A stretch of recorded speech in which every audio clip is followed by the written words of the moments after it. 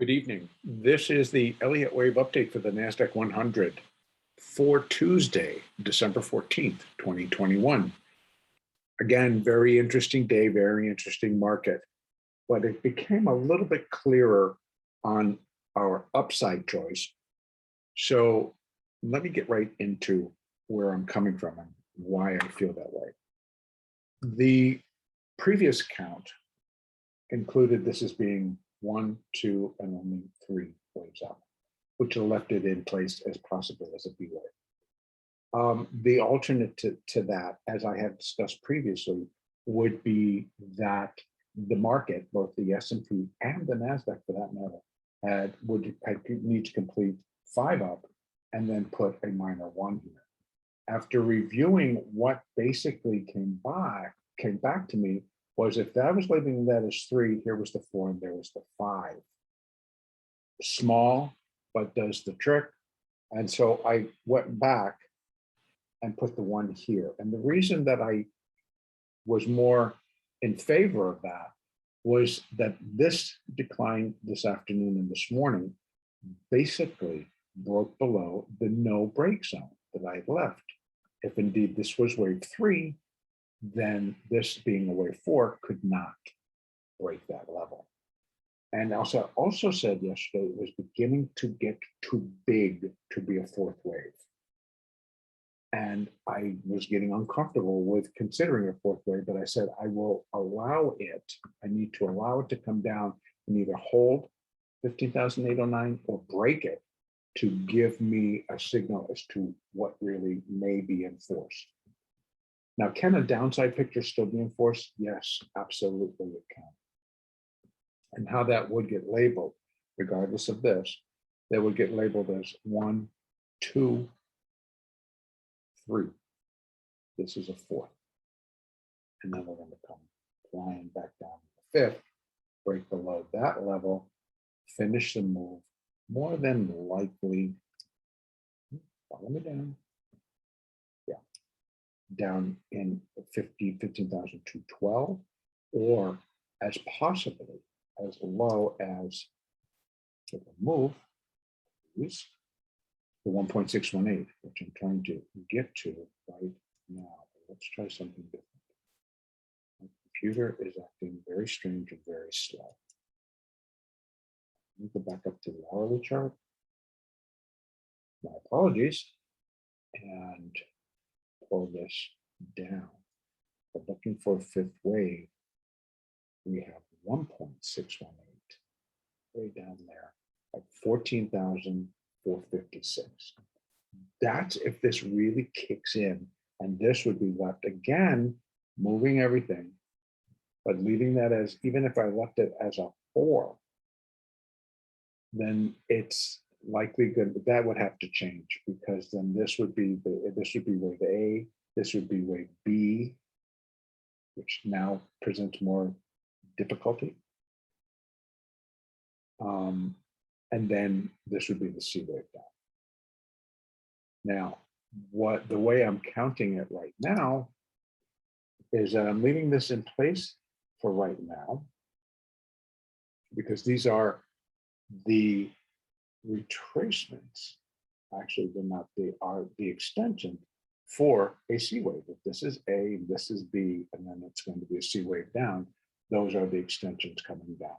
Now, if we are in what we're thinking we may be in, that this is 1 and this is 2 of a minor 5th wave up, right? 4th wave, 1, 2, minor 5th wave up. So that's the picture I'm presenting tonight. I just demonstrated what the downside picture would look like. Now I want to look at what will the upside picture look like. First, let me get rid of this. And let me now put up a extensions. But we're going to be looking at it in terms of what a 3rd wave up could look like. We might have to compare the markets. Yeah. When the 3rd wave does have comparisons to the 1st wave on a Fibonacci basis, But remembering under Elliott guidelines, basically out of a 5-wave structure, waves 1, 3, and 5, wave 3 cannot be the shortest wave, does not always have to be the longest, but it cannot be the shortest. So minimally, we would be thinking a third wave should get us to 16,623 minimally, because that's where it would be equal in length to wave 1. But preferably way beyond that, because it is a third wave, and most often it is the longest and the strongest wave. So therefore, we would be looking for something up into here, because wave 3 can certainly would then be expected to come in at 1.618 times the length of wave 1. That would be more common. So that would be a pretty big move. It would certainly move us to new highs and put us way above. Now, that is back in the picture under leaving all of this instead of a 1, 2, 3, and then a 4, and then the 5th, which then really indicated more of here, 16,887, I believe it was. That was where the 618 would have come on a 4th wave or a 5th wave up. But this now really retracing more than what my expectations would have been under that previous view, the previous count. I retook it and continued to say, remember, I always was discussing along the way that the possibility is that the rally could really take hold if indeed this first 5 up was only wave 1. And that, remember, was yesterday in the S&P, something that I presented, the fact that the S&P did go in this move up and create a new high above the high that was here. So that gave it a very clean 1, 2, 3, 4, 5. But it did not in the NASDAQ. So it's a little bit different of a count, but it's still not breaking any rules, and it still fits. So 1, and this is 2, because here I can count an A, or excuse me, 5 down, 1, 2, and then the 3 comes down to here, and then there's a 4, and then the 5 comes down to here. So it's pretty clean. And the rally off of that low today was pretty interesting in that the strength that the market displayed, the buyers that just kind of came in at the end of the day. So this is 9:30, and then here's where we started at about 2 o'clock. We first blasted out, and then it could have been kept as pretty like a normal ABC up, and then a turn lower, but it did not stop. And it was this one, right at that noon hour, or actually the 3 o'clock hour Eastern time. It just blasted from there right into the close, and then proceeded a little bit higher, and then began to pull back. So that rally going basically 200 points from the low, or almost, because this is actually 34, and this is 70. 727, that should move that to 734. So let me do that, and at the same time be discussing. So that was nearly a 200-point rally off of the low. That was pretty strong. And I would always consider that pretty strong. So I am feeling okay with this particular, could the market turning go lower? Yes, we have already gone over that. But for now, in the current position, with the moving averages now beginning to turn themselves around, now the 20 is okay. That's all a good sign. What would work against it? Let's just take a quick look at the daily chart in terms of the moving averages, so I can see where and what it may or may not have done today. See, the 50 did get broken, but the close was well back above it. So what could have been a very negative day in terms of the daily chart, if that close would have happened below this 50, would have presented another negative day and opened up to go below that level and then further. So that is still out there on a probability scale. You pretty much almost have to be able to give it a 50-50. Tomorrow is Fed day. Tomorrow could change many, many things. The buying that took place. I can't really put it into the larger picture because there's still a very big news event tomorrow. I mean, everyone's now saying, okay, we're totally going to be accepting that you're going to taper, so you're going to take a little bit back. What if they take a lot because inflation got a negative report this morning with the PPI? So how everybody wants to digest this and how what happens tomorrow in the Fed is a 50-50 shot. What they do or what they do, is it going to be accepted or rejected by the market? Is it going to be rejected simply because, oh my God, you did more than we thought you would, et cetera, et cetera. So right now, we got to leave it both open. Now, going back down to that hourly chart, again, for tomorrow. Initially, I would anticipate we should continue to see follow through to the upside. Once again, we need to be able to survive through two different time zones, the Asian markets and then the European markets, putting their 2 cents worth into our markets. And quite often when the European markets open, right there, we decline. It kind of waffled around about maybe we'll go up a little bit more, but no, it declined. So this got very shallow and then it just picked up and then we took over right there and followed through. So there was one right at the opening, they dropped it and then they decided to buy it up and then they came back and killed it. So what can happen is that. So I think as traders, intraday, you just got to be aware and be able to move in and out and not get caught up in that.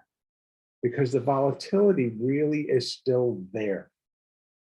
So my point being is that there's enough volatility that you can put a check mark against holding on to a losing trade, because getting out of the losing trade and maybe a $100 or $200 loss versus a $400 to $500 loss or more, it's much easier to make it back. The volatility is there. It's going to allow you several more opportunities within the same time frame to earn the money back and then make some additional. That's my point. So here we are. And I think that, that we have that possibility to go either way and the market can do it very quickly. But right now, I'm looking for it to start to break back above. The hourly 20 was touched in that noon now, in that 3 o'clock hour. I'm kind of resting right below it, right where below the market is. So once Globex opens, I'm going to take a gander and see it needs to break above this 20. That might provide a little bit of boost, but again, it's the start of Globex. So we still have 60,076 coming back up. And then we have the 50, then we have the 200, then we have more resistance, all on the way. But as I said, if this is wave 2 and this is wave 3, I would expect wave 3 to be the largest and the strongest wave. I would expect wave 3 to subdivide. And by subdividing, we're talking about that we're going to break into 5 waves, where the third within that 5-wave structure. So if this is 1, 2, 3, 4, we get a little bit of a 5, that's going to be the first wave. So there'd be 1 of 3, then we get a 2 of 3, then we get the 3 of 3 move. And you all know, I've talked about it, that's the one with bing, bing, bing, bing, bing, bing, bing, bing, bing, you run and you run. That would fit the way that they come in and buy this market, because again, they're playing it. Today, it kind of was the chip makers. They, within the NASDAQ, they just kind of come in and they push them all green. For whatever reason, they pushed them all green. And that brought Apple up and that brought others up. And then you're buying the index as a whole. So everything starts to participate, but it's what they decide to push into the green first. And it was the chip makers. I think a lot of it, again, Friday expiration, monthly expiration. We sailed through a ton of strike prices in Apple in the last 2 days, in Amazon, in Google, in Facebook, in Microsoft, which is down $11. That's a lot of strike prices. So a lot of price adjustment causes a lot of stock adjustment, position adjustment, etc. So stay on your toes because the moves are going to come and the volatility is going to remain because you can see it here. So expect it here. Now, so a little bit of a continued rally that should be putting in the finishing touches on wave 1 of 3. Then you got to wave 2 of 3. But for this zone to pull back to, don't want it really, I mean, it can come further, but I don't really want it coming back below 15,800 and start threatening this again. That just leaves this as 3 waves up, and we got more to go on the downside. If they can manage to give us a 5th wave up, it's going to give more support to the upside. That's how the Elliott's going to come in and help you. If this gets left and this starts to move down and gets down under here, it's a 3-wave structure up. Look for 5 more going down. That's how I'm going to use Elliott, and I'm doing it on a 15-minute basis, and you could break it down even further. Now that you know what you're looking for, take it down to the 5, and again, do the same exercise. Now, doing it in real time when the market is being very fluid and very volatile can present a larger challenge, which is why you really have to stay in the now, and you've got to stay focused on what you're doing. Being drawn away is going to be not necessarily destructive, but it's going to delay a lot of things. So a lot of times having this can be a distraction. So I actually, my charts that I trade on are on a different computer and a different screen. And so that's why I have a 1, a 2, and a 5-minute chart, and then I can pull up an hourly chart within it, etc. So, but to have this flashing like mad can be very distracting.